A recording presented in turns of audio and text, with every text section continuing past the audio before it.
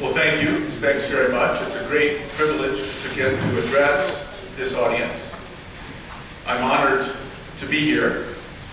And the subject that I want to take up is one that's rather unusual for an economist, because I want to address the question of the entrepreneurial virtues. And let me phrase the question that I want to ask using a quote from Cicero.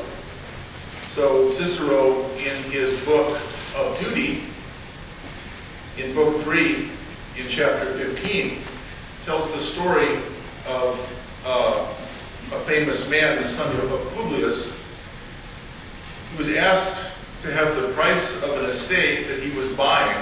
He was trying to purchase it. He was asked to have the price named. And when the seller said, well, here's what I would sell it for, the buyer said, no, that's not enough. And he added 100,000 sesterces. Now, there's no one that would say, Cicero says, that this was not the act of a good man. But in general, who would say, there are many who would say, would not regard it as the act of a wise man. So we tend to think of entrepreneurs as being wise. And by wise, we actually mean sharp, calculating. Because they're trying to make money, they're trying to make profits. Question is, can a wise man also be good? So, if he had sold an estate for less than it would bring. This then is the mischievous doctrine. I'm just reading the last line. This then is the mischievous doctrine, regarding some men as good and others as wise. The question is that correct? Can entrepreneurs be good people as well as wise people? And for the most part, the media is going to say no. Entrepreneurs are simply something that we tolerate. At best, an entrepreneur is someone who produces things that other people value, and we allow them to keep their profits, not because they're good, but because they provide a useful service. My question is that necessarily true, or could we say something more? And I want to raise two Aristotelian characteristics, two things that Aristotle talked about. First is virtue, and the second is character. And I'm not going to read this. I'm happy to share this PowerPoint, but I put up the whole thing so it might be easier for you to follow. A virtue is a habit of right action. It's cultivated as an intentional product of reason. So it's something that I've arrived at through reason, and then I have a habit of acting in the right way. That's virtue. Then character is the collection of traits of a person. Now, a character may be good or bad. I may have a good character, I can have a bad character. But if most of my character traits are virtues, then I have a good character. So the question is, more sharply put by looking at this, can an entrepreneur have virtues that make that person a person of good character? And I'm going to argue that only a person of good character can truly be an entrepreneur. Only a person of good character can truly be an entrepreneur. There are other things, there are other ways that people can act that may not be virtuous. And I'm going to give you some examples. So, the standard story that we get from at least as far back as Bernard Mandeville was, in an economic system, we have private vices and public benefits. So in the fable of the bees, Mandeville talks about all of the bees pursuing only their self-interest, but the result is that the hive thrives, the hive does well. The question that I want to ask is, are entrepreneurs vicious? That is, do they show vice or act out of self-interest? But we should allow the vice because of the good consequences that market action can have for the public good. Or, can I act well and do well? Well, there are two kinds of arguments that would claim entrepreneurs are vicious. And the first is intent. Entrepreneurs, for the most part, act out of their own self-interest. That is, they act in search of profits. The understanding is they act in search of profits. Now, since they're pursuing profits, their intent is to serve themselves. Any benefit that they create for others must be unintended, because it's not really their intention to provide benefits for others. Where virtue is a character of the habit of right action, do you have to intend good? Well, the question raised by Adam Smith, of course, was that many people actually do more good than someone who intends good, depending on the institutional setting. And the advantage of markets, I started out with my jacket on, you all saw that. So when I take it off, I've satisfied the terms of my contract. It's quite warm.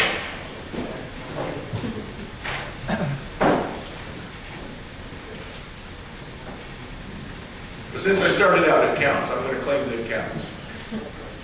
So maybe it's not harmful, but it's not virtuous. So one question is, to be virtuous, do I have to intend good? Or can my act only have good consequences? And that's a question I would be happy to hear your answers on during the discussion period. But that's one kind of objection, is that entrepreneurs don't intend good and therefore they cannot be virtuous.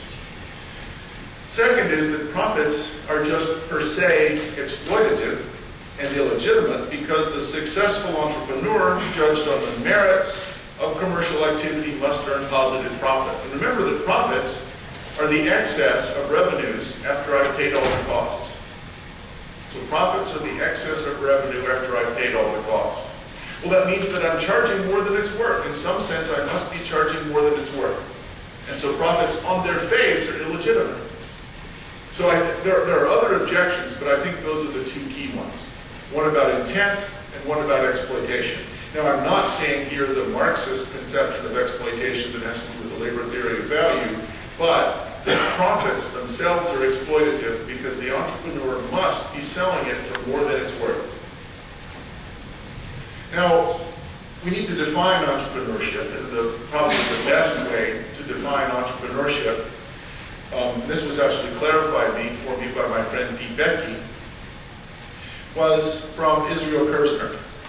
And Kirzner obviously says a lot more about entrepreneurship, but the simple version is that entrepreneurs tend towards doing two things.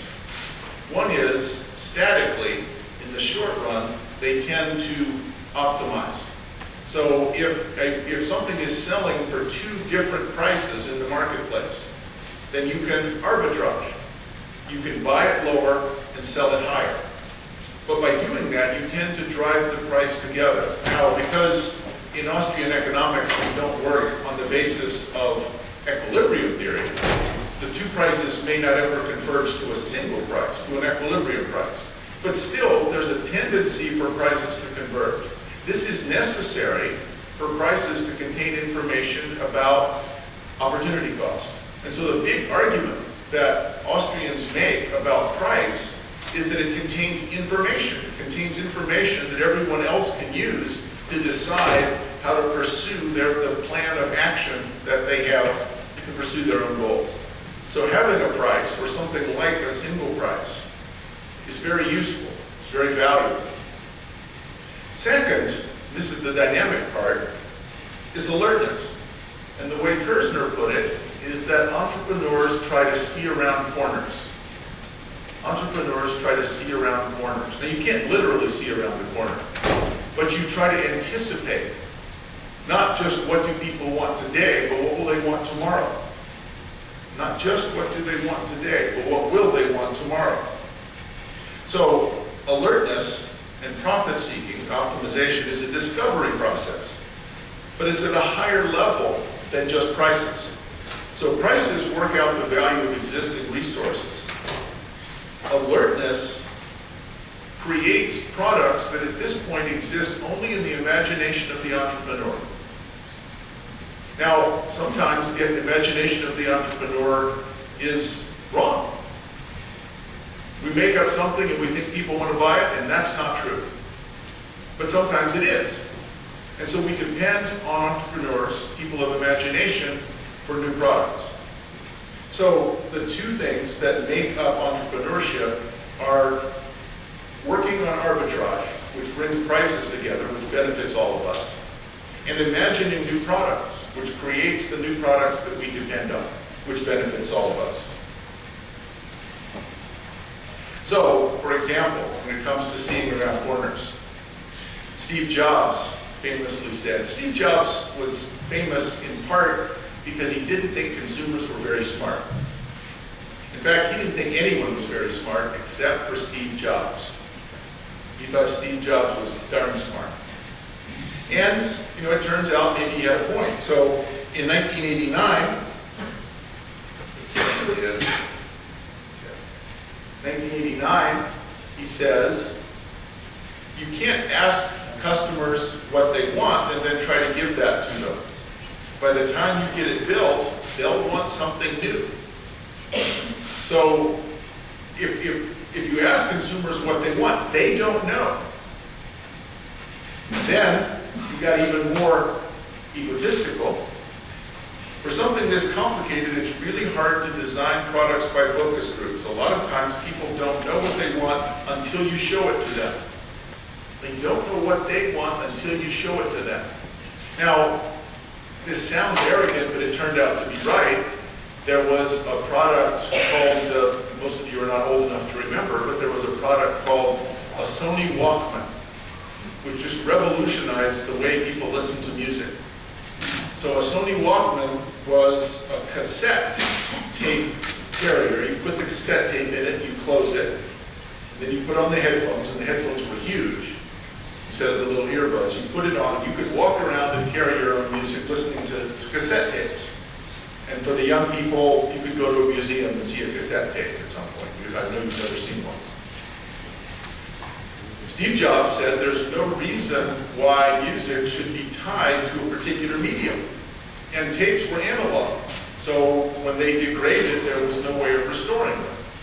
So music could be digital and divorced from the medium on which it was sold. So it could be sold over a new thing which didn't actually exist, eventually called the internet. So it actually required several additional innovations before Steve Jobs' conception of divorcing the content from the medium could be achieved. Now, Steve Jobs was in some way just trying to earn profits. But he also thought, if I make this new product, people will use it, and they'll benefit from it. So maybe in a way that's arrogance, but his seeing around corners just completely changed the way we all think of music. He didn't do it by himself. It's useful to have him sort of represented as an individual. Many people worked on this, the creation of digital music.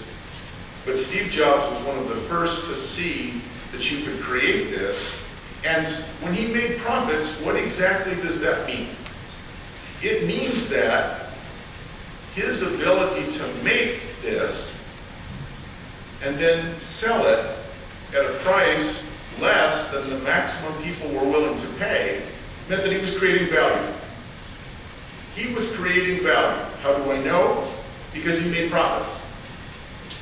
If you make profits, it means that you're able to sell something people want at a cost less than the maximum amount they would pay for it. They benefit, and you benefit. So I want to distinguish two things, though. And these two things are at the heart of public choice theory. And I think in the popular mind, these two things are often confused. So this is a complicated explanation. I ask that you bear with me because it'll take a little while to distinguish them. But this difference is very important. Let me give the result first. A lot of the things that we call profits in an accounting sense are actually the results of rent-seeking that don't create any value at all. A lot of the things that we call profits are actually the result of rent-seeking that don't create any value at all. So the accounting profits that many companies earn do not, in fact, benefit society. And they are not the product of virtue or good character. So we need to have a little finer examination of when profits and entrepreneurship might create real profits and when they might just be rent-seeking. So both of those result in accounting profits, but the underlying action, the simplest way of thinking about it is, if I want to make profits, I hire more engineers. If I want to engage in rent seeking, I hire more lobbyists and lawyers. Not that lobbyists and lawyers are bad people. Well, some of them are. But engineers are trying to think of new and better ways to make things. Lobbyists and lawyers are trying to think of ways to prevent other people from making those things. They're trying to think of ways to pass laws to prevent your competitors from being able to make the same product. No value is created there. Accounting profits are created, but no value is created. So the question is, are you hiring engineers, or are you hiring lawyers and lobbyists? That's the simple way to decide, is this profits or rent seeking?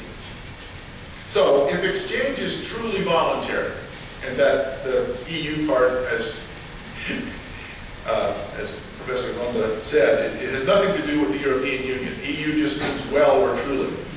So if it's truly voluntary and the person making the exchanges earns part of the surplus and that's intentional, the result is mutual benefit. So let me stop for a second. That's the reason we value markets. If I make something and it has a cost, and that cost is less than what you will pay for it, I benefit and you benefit. It's mutual benefit. It's not exploitation. That exchange creates benefits for both of us.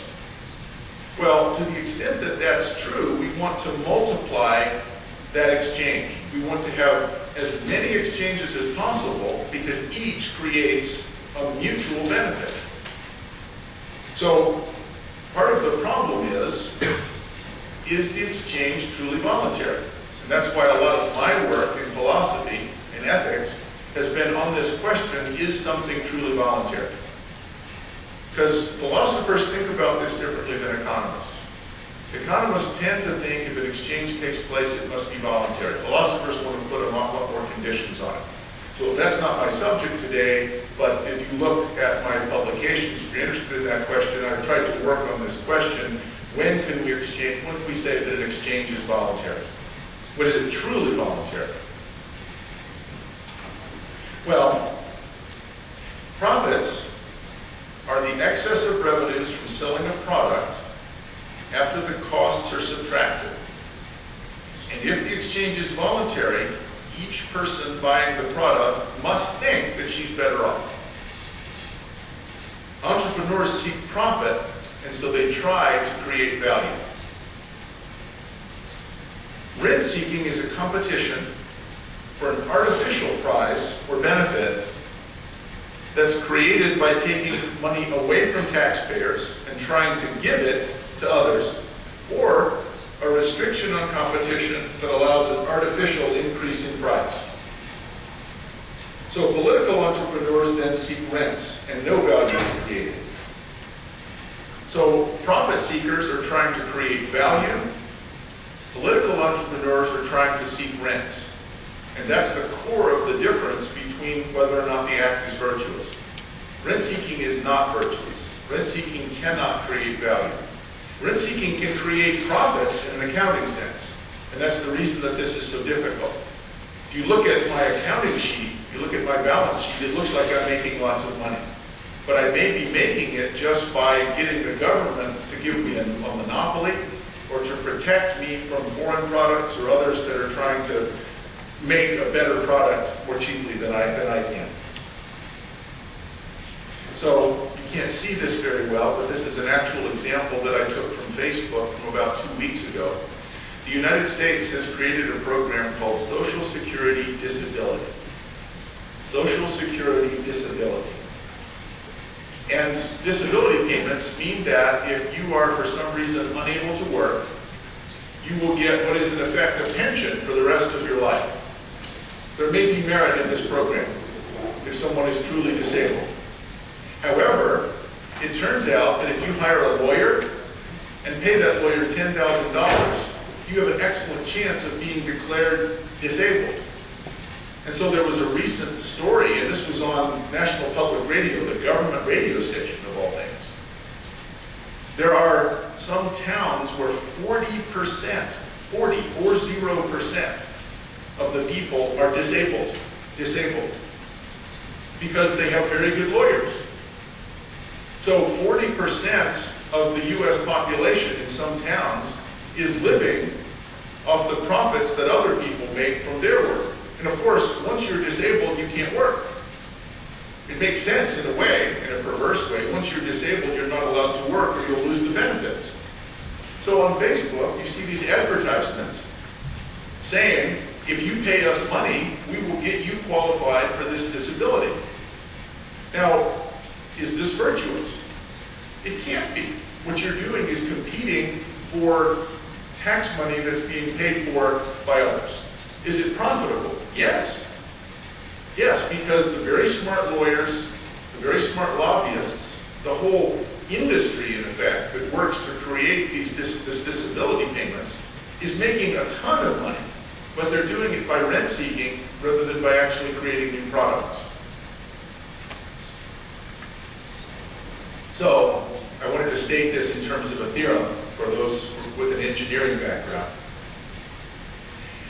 If exchanges are voluntary, and if profits are the excess of revenues over costs in a market without artificial constraints, that is, without entry barriers, without regulations on who can produce, then entrepreneurship is always virtuous.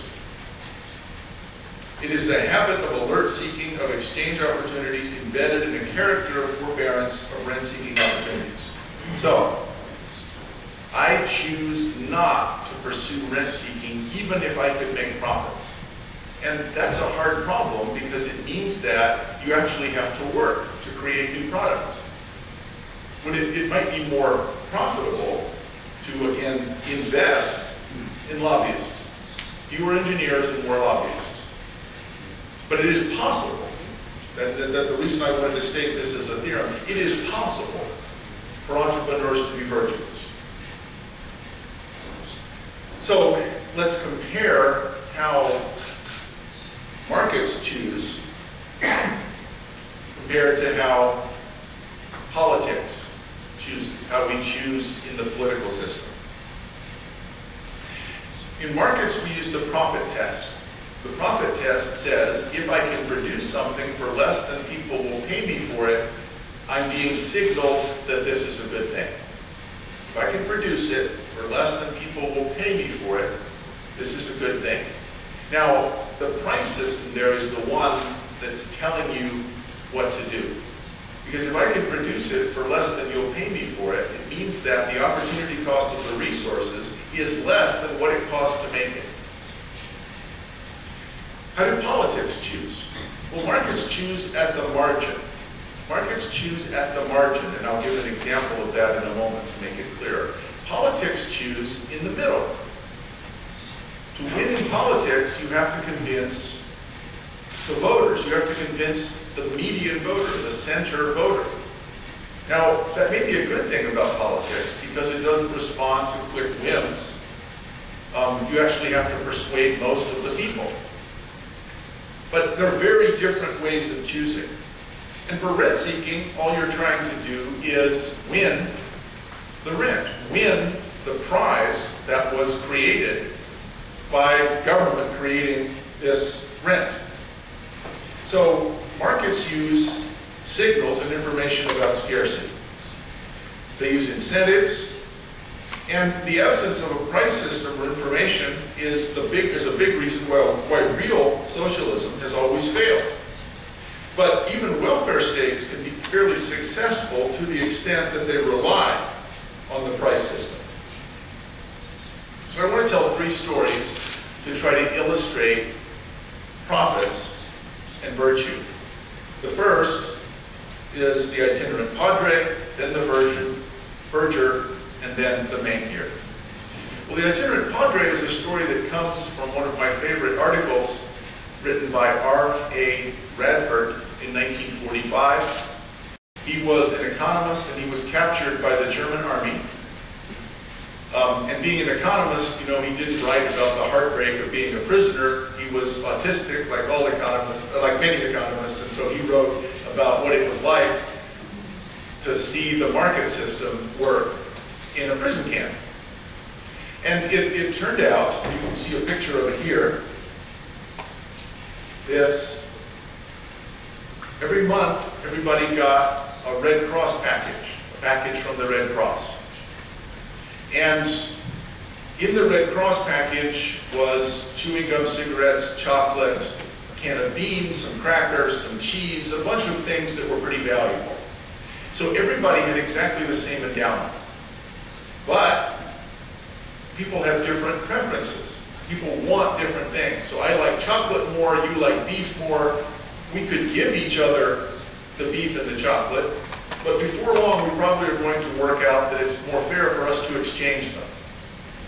Well, and this is part of the reason this story is funny. The padre is a priest, an Anglican priest, and of course the reason the story is funny is that it's supposed to be a man of God. Well, what the padre did was he started with some cheese, some crackers, and some cigarettes, and in 2 days he went around the camp trading constantly. And after 2 days he had his original cheese, cigarettes, and chocolate, and an entire Red Cross package. He had acquired an additional Red Cross package, the whole thing. Now the question is this evil? Did he act badly? Well, if each of the exchanges was voluntary, we should celebrate his achievement. His profits are a measure of how much value he created. Remember that in each exchange, if it's voluntary, the party he was trading with was made better off. He made hundreds of people better off. By how much? Well, by the amount of the profits that he earned. So, the story is usually told to show that he was somehow manipulating things because he couldn't possibly have earned profits if he was creating value. But almost certainly, the opposite is true. If I make a fair exchange, I make some profits, and you benefit also. The more I do that, the more profits I will make. Now, not all economic activity is like this. Some of it is rent-seeking, some of it's cheating, some of it's misrepresenting. But what I want to do is create a kind of existence proof. This is one example of someone who earned profits and created value, and so behaved virtuously. The second story is a short story by Somerset Maugham, and I'll just tell it briefly. The verger was a functionary, again in the Anglican Church in England. He could not read or write, but he had worked in St. Philip's Church for 30 years. They got a new priest who said, we can't keep this fellow. He can't read or write. We're the new Anglican Church. It is important that we appeal to a younger audience. This guy is illiterate. Let's get rid of him. So they fired him. He was sad. He goes out into the street. He wants a cigarette. He looks up and down, and there's no tobacconist. It's a busy street, but there was no tobacconist. So he hit upon the idea of opening a tobacco shop. And he ended up opening a tobacco and chocolate shop. And he made quite a bit of money. So he used that same rule of thumb. Everywhere there was a busy street but no tobacconist, he would open a tobacco shop. And within 10 years, he had made £100,000. And at that time, £100,000 was a fortune. So he goes to the bank to deposit the £100,000, which he didn't want just sitting around. And the banker says, well, this is a lot of money. You shouldn't just have it in a bank account. You should invest it in some sort of financial instrument. Here's some books of literature so that you can see what you want to invest in. He says, no, I'm sorry, I can't read or write. And the banker said, you can't read or write, and yet you have amassed a fortune. Imagine what you would have done if you could read or write. And he says, well, I know what I would do if I could read or write. I'd be the verger at St. Philip's. Now, was this person virtuous? He was lucky. However, he created value by using a rule nobody else had thought of. There's no shop here. If I put one here, many people will come, and it will cost me less to open the shop than they're willing to pay, so I'll make money. He created an enormous amount of value in the city. Now the problem with the story, of course, at least in the US, is that this is about tobacco. And in the US, the tobacco is made by the devil himself. So I'm pretty sure within a few years in the US, marijuana will be legal and tobacco will be illegal. So if you're smoking, they'll check your cigarette to make sure there's no tobacco in it. As long as it's pure marijuana, it will be fine. But if it's laced with tobacco, you'll have to go to jail. Well, the third story is about the Munger. Now, my own name is Munger, M-U-N-G-E-R. It comes from Munger, M-O-N-G-E-R, which means a merchant in English. But in the 10th and 11th century, in Saxon, along the Hanse, the cities of the Hanse in northern Germany, there was a word, the Munger. And the Munger meant merchant in Old German or Saxon. And here's the source. This actually comes from an old psalter, an old set of psalms. So this comes from 1050 AD, 1050 AD, but it's very modern.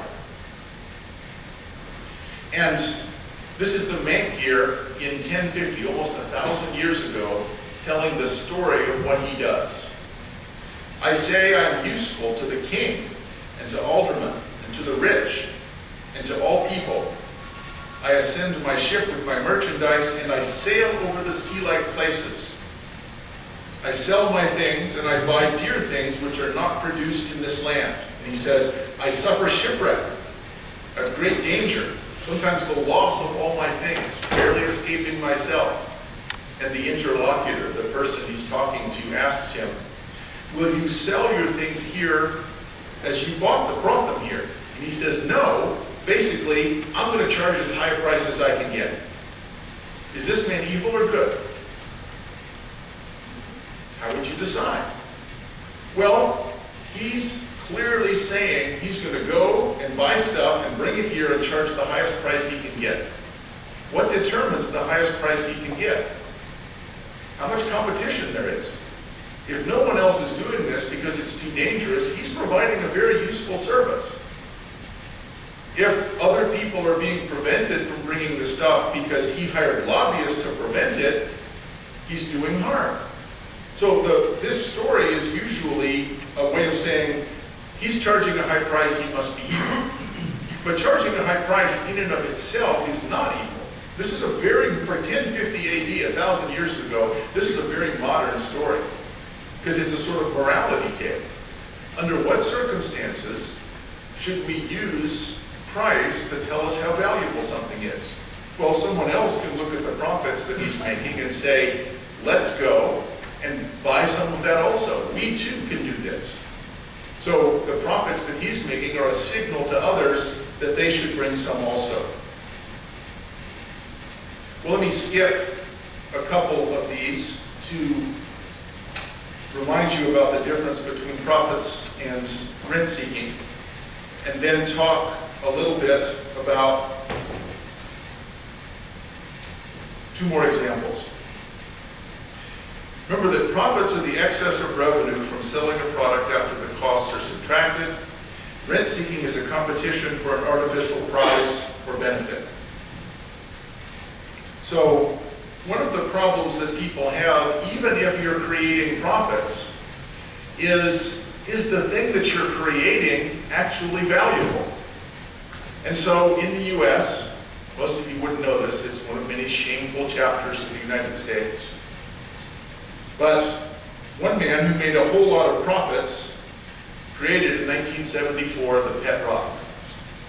Now the pet rock is just what the name suggests. It's a rock in a box. Notice the box has air holes so that the rock won't die.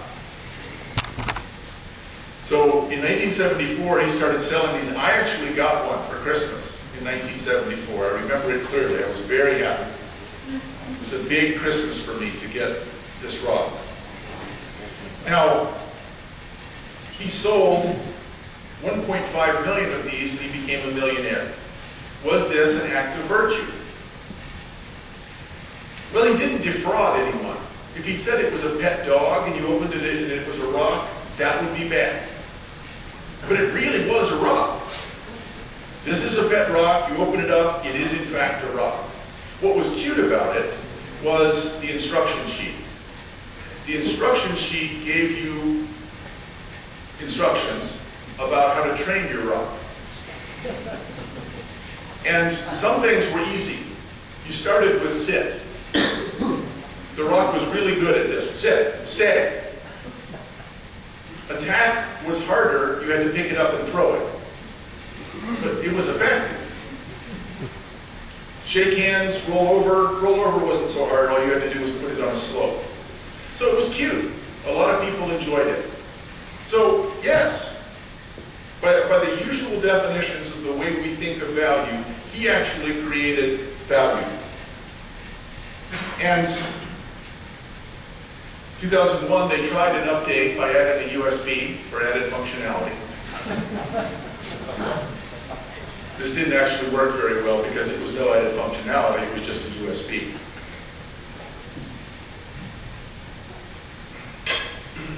So, firms have to make positive net revenues after costs or profits. How do politicians decide?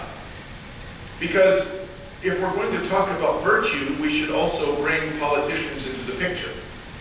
So, is it possible for politicians to behave virtuously? Is it possible for politicians to create value? And the answer is clearly yes, but what's the process by which we decide in politics? And the answer is a kind of middle. In markets, we always decide at the margin. Markets decide at the margin. Politics decides in the middle. Which of these is going to be better at creating innovation? The margin or the middle?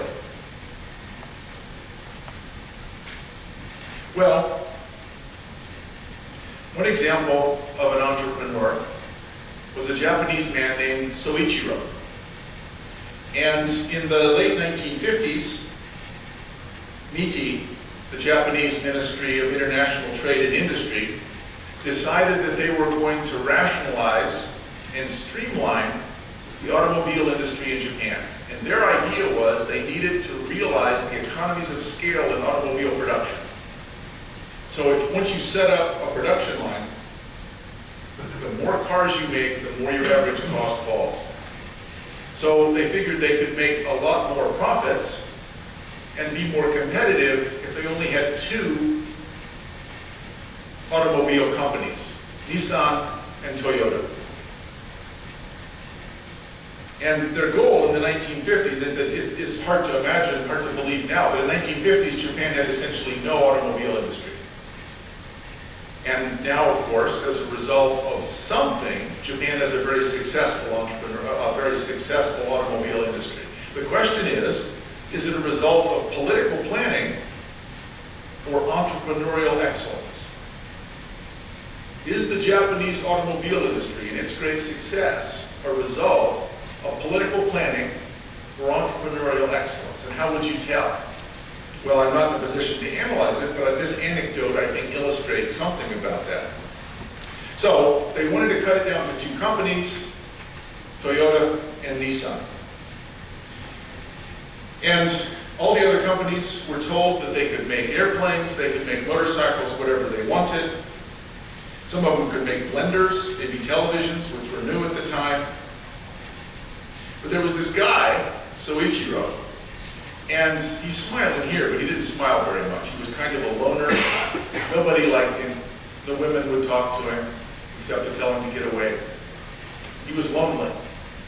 But he had this idea that he could make really good cars. And now here he was being told by the government that he had to stop even trying to make cars. So, 1959, they produced their first car, the S360 sports car. And he eventually managed to make enough profits that the Japanese government relented and said, all right, you can have a car company too. But he had to overcome terrible obstacles. He didn't just have to pass the profit test at the margin.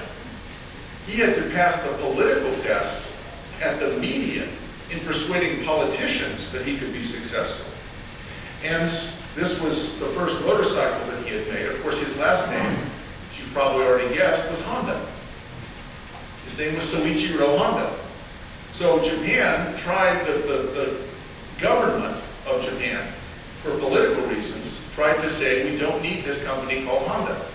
The reason we do have it is that as an entrepreneur, Honda created value. How do we know? Because he earned profits. He created cars that cost less than people were willing to pay for them.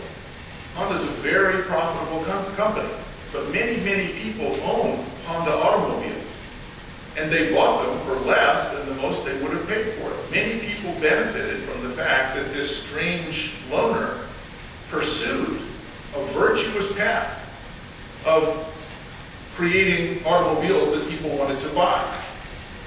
Well, another story, and this is one you probably know, this one's about two Steves.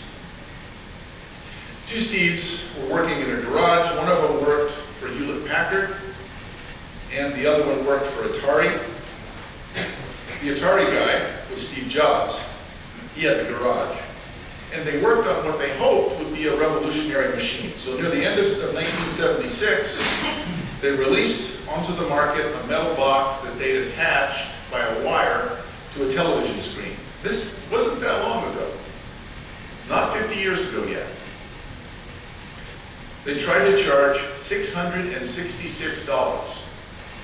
Now, that's $3,000 in today's money, but it's hard to imagine why you would charge $666. In the US, that's the sign of Satan.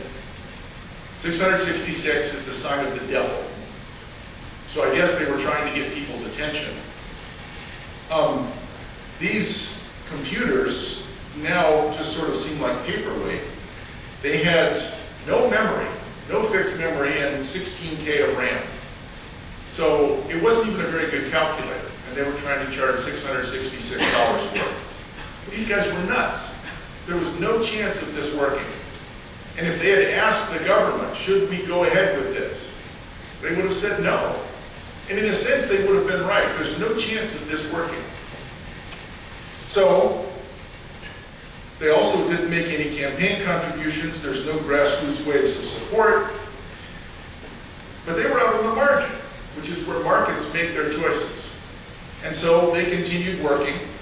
In 1980, they rolled out the then $3,500, this is a typo, it says Apple III, but it was Apple IIe.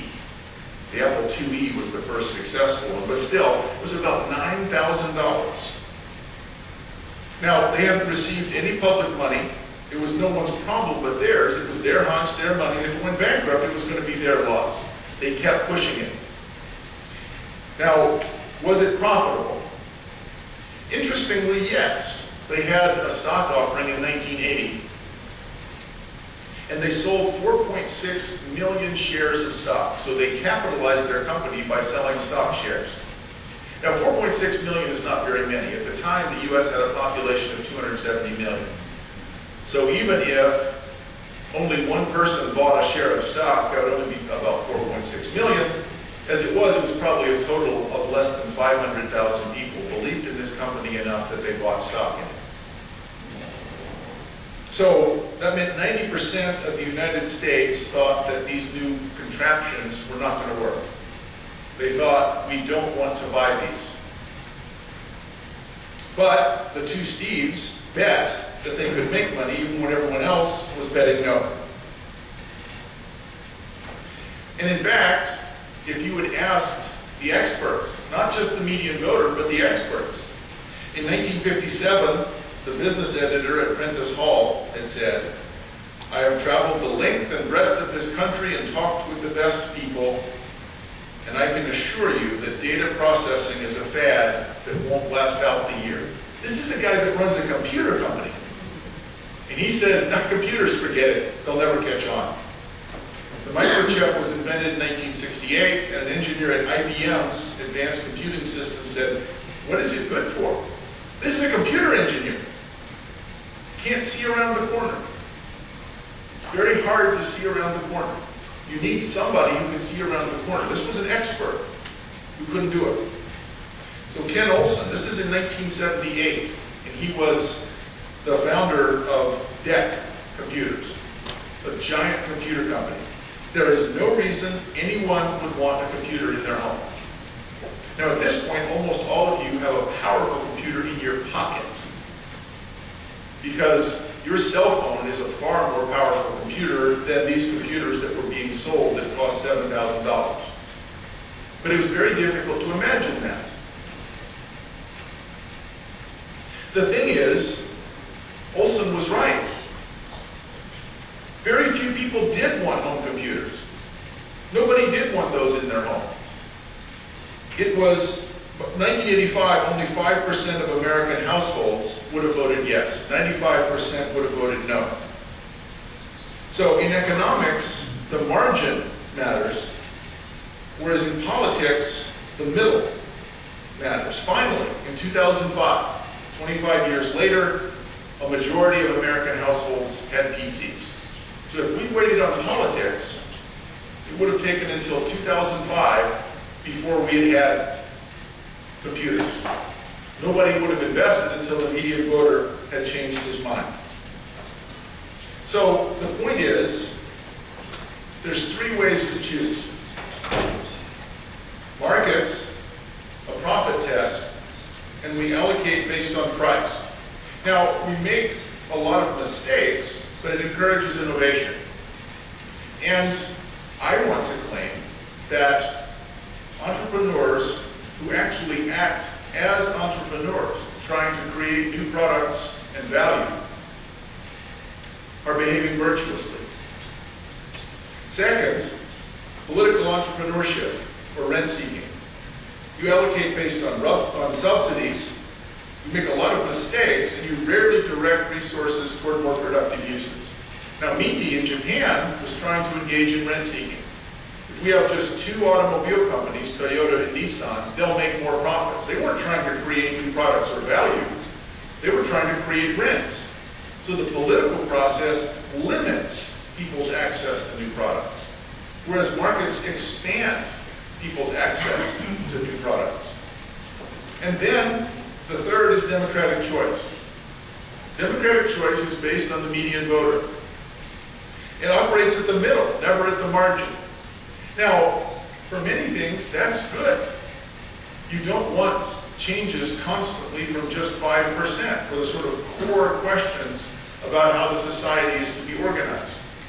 But not every question can be decided that way. Some of them, we need innovation that comes at the margin. Well, the problem, if you buy my argument, and you may not, but if you buy my argument that entrepreneurs can be virtuous, the question is, could a virtuous entrepreneur survive in the market? And one of the problems is, those of you who studied economics know there's a sort of calculus result where you invest at the margin in each profit-producing opportunity until they're equal. So let's suppose that I can earn some profits by making new good products and hiring engineers, and some profits by hiring new lobbyists. Well, if I say no, rent-seeking is wrong. I would prefer not to hire lobbyists. That means that my firm is going to be undervalued because we're leaving money on the table. We're leaving profits on the table. Now, those are accounting profits. They're not real profits. But my stockholders may become angry because they want me to engage in more rent-seeking. It's a much safer way of producing accounting profits. So instead of hiring new engineers and trying to think of new products, trying to see around the corner, they would prefer that I invest in lobbyists, and I get those lobbyists to prevent my competitors from making the product, or I raise prices so that we don't compete with each other based on price. There's all sorts of licensing requirements that work like this in the United States. So in the state of New Orleans, I had a lot of surgeries on my left eye 4 years ago, and I'm glad that the doctor had gone to school and was a licensed surgeon. So surgery is something that actually probably does require expertise. But in the state of New Orleans, in the state of Louisiana, you have to have 1,000 hours of school to be a flower arranger. So before you can put flowers in a bunch and then sell the flowers, you have to have 1,000 hours of school. So for that reason, flowers are much more expensive. That means that the companies in the business earn more profits, but they're rent-seeking profits. They're not value profits. So that sort of occupational licensing, that sort of barrier to entry, is a way of creating profits. If you are a manager or an entrepreneur of good character and you refuse to do that, your stockholders may fire you. You may find that you get an unfriendly takeover because somebody else could buy your company and make more profits with it. So there's a real question about whether it's sustainable. Even if I'm right, suppose that I'm right, that it's possible to be virtuous, the question is, could you continue to be virtuous? So you'd have depressed share prices and stockholder lawsuits. So the really difficult problem, the real question, is can politicians be virtuous? Can the political system say no when rent seekers come to them and say, will you create an occupational licensing system that has no basis in merit? There's no reason to have flower arrangers have to go to school for 1,000 hours. Clearly, the legislature knew that this was going to harm consumers. People who buy flowers are paying much too high a price, and yet they said yes anyway. So for political reasons, they said yes to an industry knowing that consumers, and therefore voters, would be harmed. So something that might help entrepreneurs to be virtuous is for politicians to be virtuous enough to take politics out of the economic process and make people earn profits honestly by creating value and having profits be a signal that you're creating something that people actually want to buy. So my conclusion is, entrepreneurship certainly can be virtuous, but it's a difficult problem that requires character. It requires forbearance. It requires fewer accounting profits than you could possibly earn, just because you don't want to have to deal with the government in that way or take money from taxpayers and consumers at gunpoint. I thank you very much for listening.